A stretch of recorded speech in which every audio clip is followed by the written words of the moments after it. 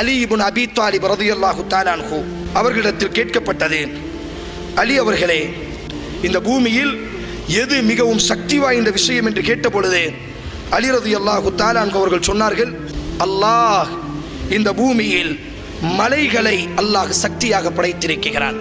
சொன்னார்கள், இல்லை, அந்த மலைகளை உடைக்கக்கூடிய இரும்பை அல்லாஹ் படைத்திருக்கிறான். வாக்குவல் ஹதீத், இரும்புதான் மிக சக்தியானதாக இருக்கிறது. இல்லை, அந்த இரும்பை கரிக்கக்கூடிய நெருப்பை அல்லாஹ் சக்தியாக படைத்திருக்கிறான். ஃபன்னாரு அக்வா, அந்த நெருப்பு தான் இந்த உலகத்தில் சக்தி வாய்ந்ததாக இருக்கிறது. சொன்னார்கள், இல்லை, அந்த நெருப்பை அணைக்கக்கூடிய வல்மாஉ அக்வா, தண்ணீரை அல்லாஹ் படைத்திருக்கிறான். தண்ணீர் தான் மிக சக்தி வாய்ந்ததாக இருக்கிறது.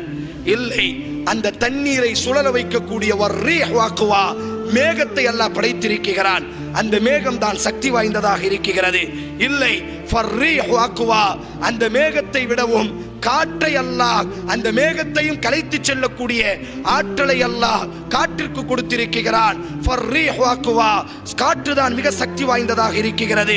இல்லை, இல்லை, அந்த காற்றையும் மனிதன் தனது கைகளிலும் தனது பாய்க்கட்டிலும் சேமிக்கிறான். ஃபல் இன்சானு அக்வா, மனிதன் தான் மிக சக்தி வாய்ந்தவனாக இருக்கிறான்.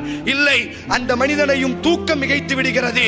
ஃபன்னௌமு அக்வா, தூக்கம் தான் மிக சக்தி வாய்ந்ததாக இருக்கிறது. இல்லை, இல்லை, அந்த தூக்கத்தையும் கவலைகள் மிகைத்து விடுகிறது. வல் ஹம்மு அக்வா, கவலைகள் தான் இந்த உலகத்திலேயே மிகப்பெரிய சக்தி வாய்ந்ததாக இருக்கிறது. யாரை அல்லாஹ் சோதிக்க நாடுவானோ அவர்களின் மீது அல்லாஹ் இந்த கவலை என்ற தனது பட்டாளத்தை அல்லாஹ் சாட்டி விடுவான்.